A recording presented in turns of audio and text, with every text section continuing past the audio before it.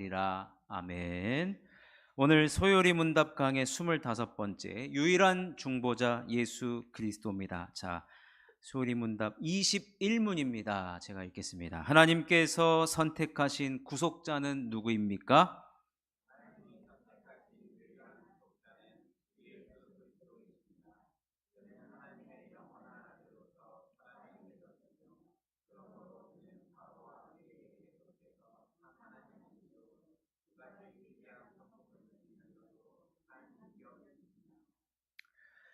오늘부터는 21문부터는 지난 시간까지는 언약에 대해서 얘기를 했고, 이제 오늘부터는 기독론에 대해서 살펴봅니다. 그래서 지난 시간에 은혜 언약의 당사자 누구냐라고 했을 때 구속자가 누구냐? 오늘 답이 구속자가 예수 그리스도라고 합니다. 그래서 예수 그리스도에 대해서 오늘부터 앞으로 몇 주간 살펴보겠는데요.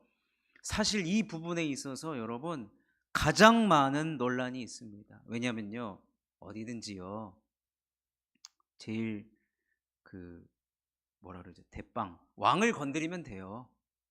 우리 기독교에서 머리가 누구냐? 예수 그리스도예요. 근데 여러분 성자 하나님, 아니 성부 하나님, 성자 예수님, 성령 하나님이라고 할 때 성부 하나님은 아무도 안 건드려요. 왜 그럴 것 같습니까? 네? 성부 하나님은 잘 안 건드려요. 무서워서. 아버지 막 그래야지. 아버지 막 내 놈 이러면은 막 이러니까. 성자 그러니까 약간 사람들이 아버지보다는 약간 좀 만만하게 봤는지 이 기독론에서 모든 이단이 다 나옵니다. 심지어 신학이 여기서 자유주의 신학이 나옵니다. 오늘 제가 이야기하겠지만 여러분 예수님, 우리가 대한 예수교 장로회 그러잖아요. 근데 어떤 교단은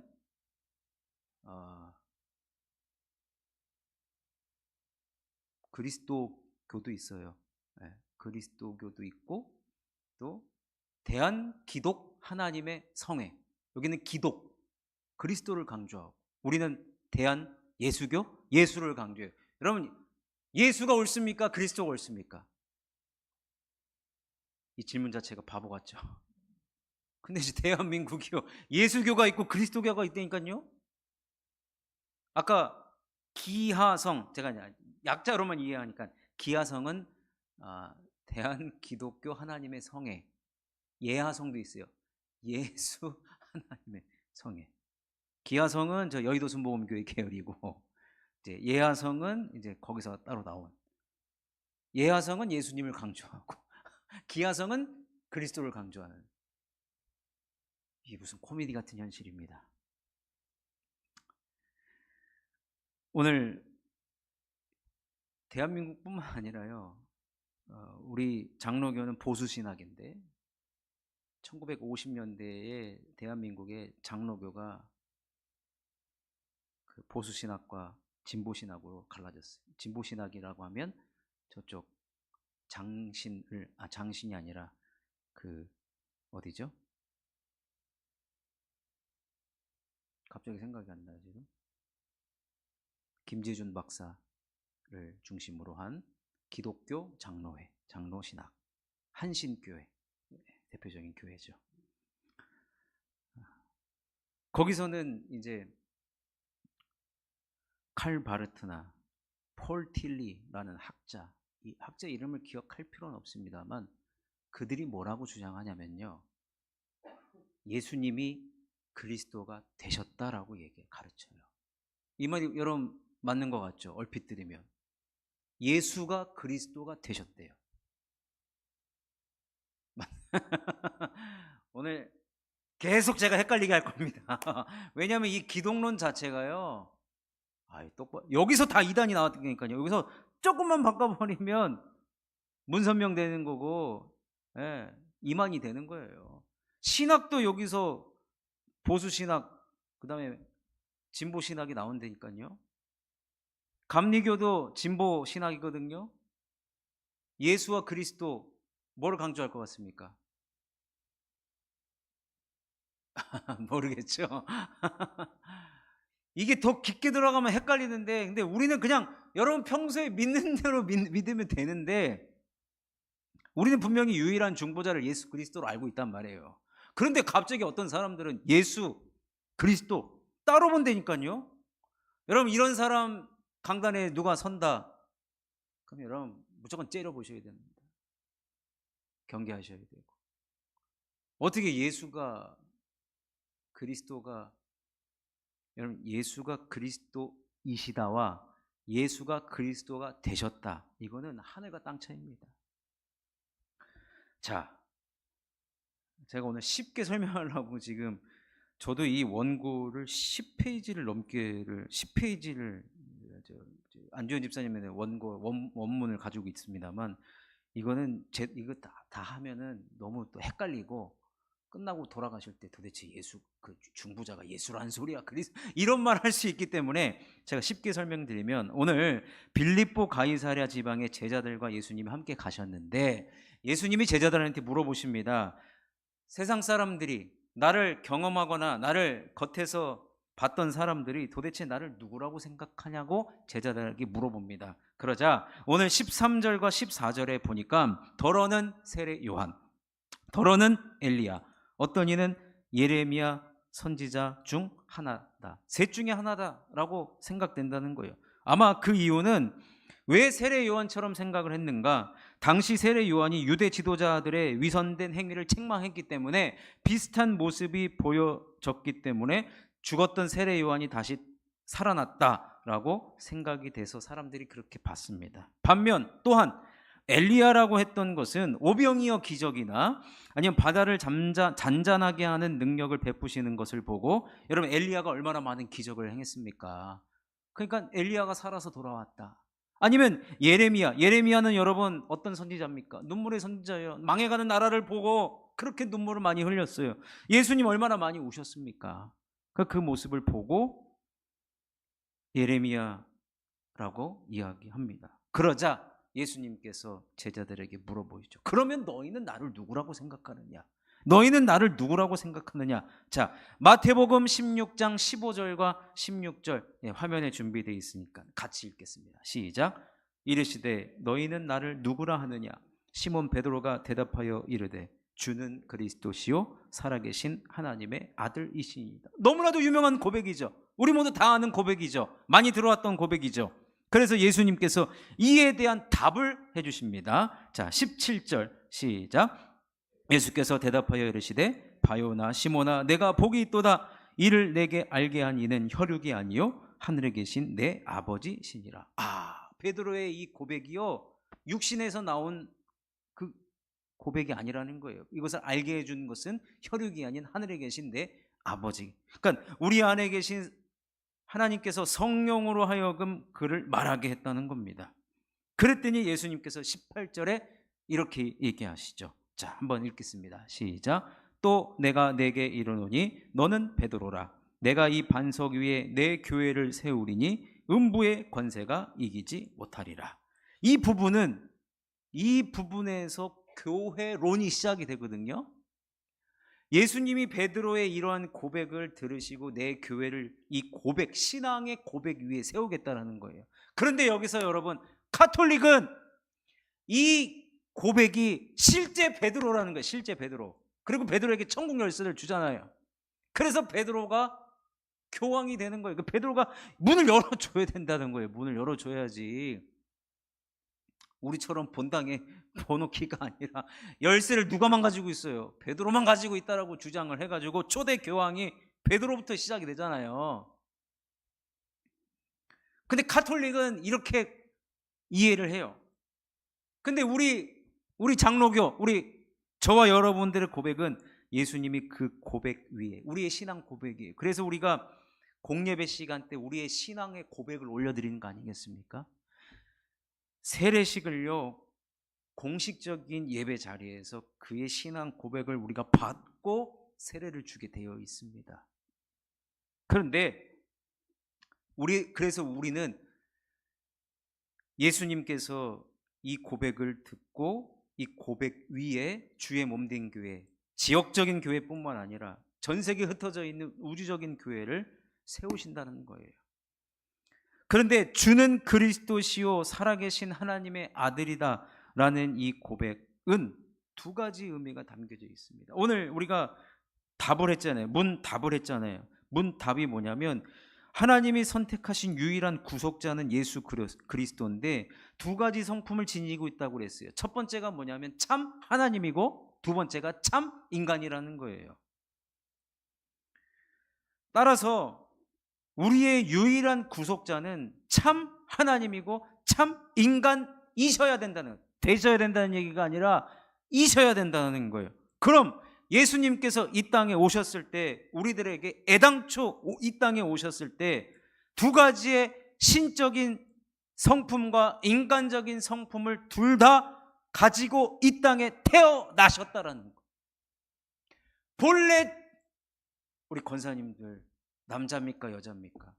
여자가 되어 가셨습니까? 여자이잖아요.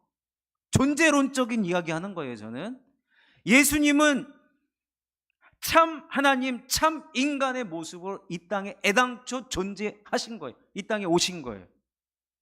그 중보자의 조건은 뭐냐? 두 가지 성품을 다 가지고 있어야 된다는 얘기예요. 그래서 이 땅에 중보자는 유일하게 오직 예수 그리스도 한 분밖에 없다는 거예요. 그렇죠. 아멘이죠. 근데 이게 왜 자꾸 문제가 되느냐? 제가 아까 그 폴 틸리라는 학자가, 자, 여러분 오늘이 종교 개혁 주일이에요.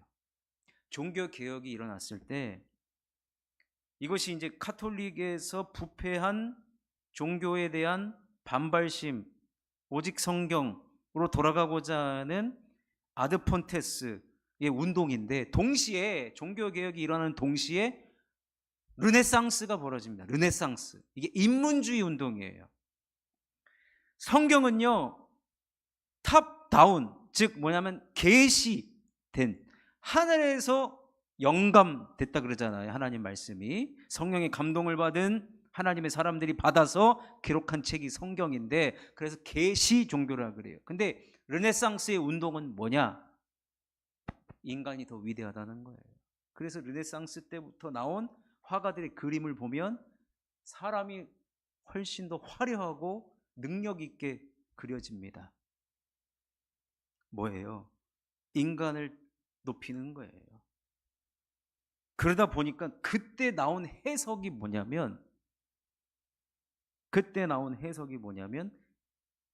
예수님이 인간이 되셨다. 그거예요. 이 베드로의 고백 보세요. 황당한 것 같지만 이 신학 위에 얼마나 많은 지금 신학과 교회들이 세워져 갔는지 몰라요. 뭐냐면 폴 틸리라는 학자는 베드로가 예수님 앞에 고백을 했을 때 예수님이 그걸 들었잖아요. 근데 그걸 하나님도 들어요. 성부 하나님도 듣고 베드로의 고백을 듣고 그제서야 비로소 예수님이 그리스도가 되셨다라고 그렇게 주장을 하는 거예요. 이해가 안 되십니까? 우리는요, 예수님은 그 고백을 신앙 고백으로 받고 내가 그 고백 위에 교회를 세우겠다라고 했는데, 폴 틸리라는 학자는 시몬 베드로의 그 고백을 하자마자 예수가 그리스도가 됐다라고 얘기를 해요. 목사님 뭐 그런 게 있습니까? 아유, 이랬어요. 이게 르네상스부터 발전된 진보 신학의 결과입니다. 결국에는 베드로가 그 얘기를 안 했으면 예수는 아직도 그리스도가 아니란 얘기예요. 그리스도가 무슨 뜻입니까? 구원자라는 뜻이에요. 구원자는 우리를 위해서 피 흘려 죽으신 속죄의 제물 되신 분이거든요. 그렇게 따지면 이 폴 틸리라는 학자에 의하면 예수가 그리스도가 됐다라는 그 베드로의 신앙 고백보다 베드로를 더 높입니다. 인간이 할 수 있는 일이, 여러분 우리는 인간이 보통 우리가 계속 지금 소유림다 찾아 살펴봤을 때 우리가 죄인이라 그랬잖아요. 그래서 우리 죄를 위해서 우리 죄보다 하나님의 은혜와 하나님의 사랑이 더 크다가 우리가 지난 시간까지 살펴본 은혜 언약이에요. 그래서 그 죄를 용서하기 위해서 한 구속자를 보내주셨는데 그분이 바로 예수 그리스도인데 그 예수 그리스도가 우리의 유일한 중보자다. 여기까지 우리는 왔어요. 근데 이 학자와 지금 진보 신학은 시몬 베드로의 그 말 한마디에 예수가 그리스도가 된 거예요. 인간의 한계를 없애버렸어요. 그래서 베드로가 그렇게 높아진 거예요. 여기서도 인문주의 진보신학에서는 인간이 구원을 좌지우지합니다. 그래서 구원이 취소될 수가 있어요. 인간에 의해서. 우리는 전적인 타락, 전적인 부패지만 전적인 구속, 유일한 중보자, 유일한 구속자는 예수 그리스도. 우리는 정확한단 말이에요. 근데 여기는 인간이 아무리 죄를 지었어도 돌아설 만한 능력이 숨겨져 있다라고 그렇게 얘기를 하면, 그래서 베드로라는 사람이 그런 고백을 했기 때문에 예수가 그리스도가 되었다 그렇게 얘기를 하는 거예요.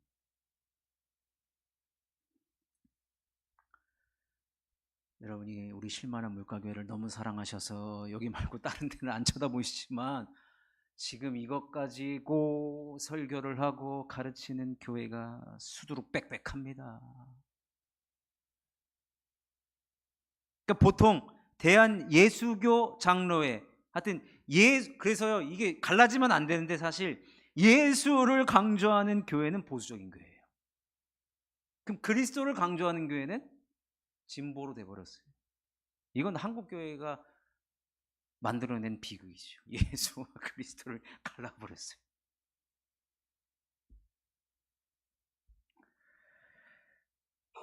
참 우리는 이걸 되게 사실 쉽게 고백했잖아요. 주는 그리스도시요 살아계신 하나님의 아들입니다. 이걸 우리는 되게 쉽게 고백했는데 저들은 복잡해요. 예수와 그리스도가 안 친해요. 그러다 보니까 인간의 행위를 강조하는 그러한 현상들이 나타납니다. 근데 우리는요, 예수님께서 중보자라고 한다는 것은 두 가지입니다. 첫 번째는 우리를 대신해서 피 흘려 주신 분은 예수님밖에 없다는 거예요. 아멘이시죠? 그리고 또 한 가지, 그래서 우리가 죄의 문제를 예수님 때문에 해결받았기 때문에 우리의 유일한 중보자가 되시고, 여러분 중보라는 말은 하나님과 우리 사이에 이 연결해 주시는 분이라는 뜻이 이제 중보자인데, 이 중보자는 베드로 누구 인간의 고백에 의해서 중보자가 됐다 안 됐다 하는 것이 아니라 예수님은 이 땅에 중보자 자체로 오신 거예요. 그래서 여러분 인간의 몸을 입고 왔다는 것은 인간과 하나님 사이를 연결하기 위해서 참 인간, 참 신의 모습으로 이 땅에 오셨다는 겁니다. 그래서 예수님 오시기 전까지 하나님과 우리 사이를 그 어떤 것도 연결해 주지를 못했어요. 근데 사람들이 아니 예수님 오시기 전에 수많은 사람들이 그런 시도가 있었다라고 하지만 요한복음 10장 7절에서 9절에 보면 나보다 먼저 온 자는 절도요 강도라고 분명히 말씀하십니다. 그 말은 즉슨 유일한 중보자라는 거예요. 하나님과 우리 사이의 속죄의 문제를 해결하고 죄의 문제를 해결하고 우리가 하나님 앞에 앞으로 이제 교제하며 막힘이 없는 교제를 할 수 있는 우리의 구속자요 메시아요 그리스도로 오신 분이 바로 예수님이라는 거예요. 그 존재 자체로 이 땅에 오신 분이라는 거예요. 태어나고 봤는데 여러분 어디죠? 뭐 캐나다인가 어딘가는 태어났는데 내가 15세 이전에 성을 결정할 수 있대요. 그런 나라가 있어요. 너 앞으로 남자로 태어났는데 나 앞으로 여자 할 겁니다. 그럼 여자로 해준다는 거예요.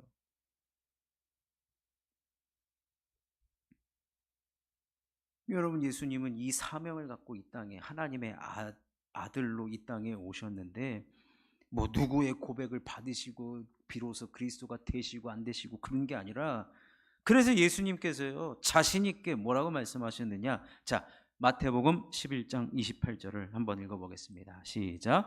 수고하고 무거운 짐진 자들아 다 내게로 오라 내가 너희를 쉬게 하리라. 이건 중보자이기 때문에 하는 말씀인 거예요.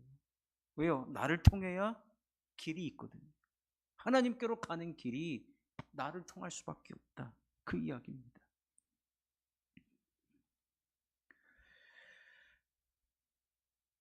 여러분, 중요한 거는 가톨릭에서도 제가 물어봤거든요. 우리는 예수 그리스도를 중보자라고 생각을 한다, 그렇게 얘기를 해요. 그럼 제가 물어봤죠. 그럼 왜 자꾸 그 성인들을 두느냐? 그럼 성인들은 뭐 하는 사람들이냐? 그 성인들을 물어보니까 우리가 죄인인지라 하나님 앞에 바로 나갈 수가 없다는 거예요. 항상 이렇게 뭐 불안하고, 그러니까 직접 하나님 얼굴을 볼 수도 없고, 그러니까. 근데 또 예수님을 뒀는데 아무래도 또 예수님은 또 우리가 바로 나아가기가 딱 그래요. 여러분, 우리가 사실 대통령 만나려면 대통령한테 바로 전화 걸어서 만날 수 있습니까? 중간에 단계를 얼마나 많이 거칩니까? 이제 그런 걸로 설명을 하더라고요. 그런 걸로. 그래서 자기가 원하는 그 세례 받을 때 세례명, 그게 내 중보자가 된다는 거야. 아이고, 거봐라. 그럼 당신은 거짓말한 거 아니냐? 중보자는 분명히 예수 그리스도 한 분이라고 하는데 뭐 안드레아도 있고, 누구예요? 뭐도 있고 프란체스코도 있고 뭐도 있는데, 이게 말이 안 맞는 거죠. 그 유일한 중보자가 아니야. 저 말 자체가, 중보자라는 말 자체가 단수의 개념이거든요. 복수의 개념이 아닙니다, 절대로. 그래서 유일한 중보자라는 표현이 정확한 것이죠. 그러니까 우리에게는요 유일한 중보자. 그래서 여러분, 우리가 예수님의 이름으로 기도한다라고 했을 때 예수 그리스도를 통해서만 우리가, 왜요? 우리의 구속을 이루셨거든요. 우리를 속죄하셨거든요. 그리스도가 아니면 하나님께로 여러분 우리 갈 자가 아무도 없습니다. 구약에 제사 지냈던 그 모든 수많은 양들, 염소들 다 일시적인 거예요. 그때뿐인 거예요. 그러나 우리에게 영원한 제사장이 있다고 그랬어요. 그분이 바로 예수 그리스도죠. 그렇기 때문에 여러분, 오늘 제가 다 아는 얘기해서 죄송합니다. 세상이 그렇지가 않아요. 세상이 그렇지 않다니까요. 여러분, 뭐 초교파 이렇게 만나는 자리가 있다고 칩시다. 그러면요 분명히 대한 예수교 들어가는 교회와 기독 그리스도를 강조하는 교회가요 이 부분에 가서 이제 달라진다니까요. 골치 아파버립니다. 그렇기 때문에. 그래서 여러분, 진보와 보수가 만나가지고요 지금은 할 일이 하나밖에 없는 거예요. 구제하는 것밖에 없는 거예요. 만나서 논의해봤자 이런 것 가지고 싸운다니까요.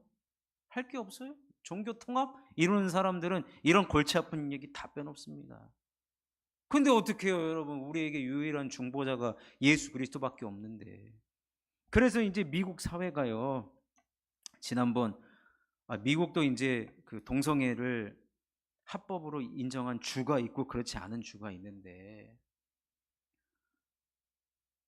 그 옛날에는 대통령 그 선서하면은 성경책에다가 올려놓고 선서를 그래도 형식적으로라도 했는데, 뭐 오바마나 약간 진보 성향이 있는 그런 대통령 보면은 이게 실제적으로 지금 그 미국에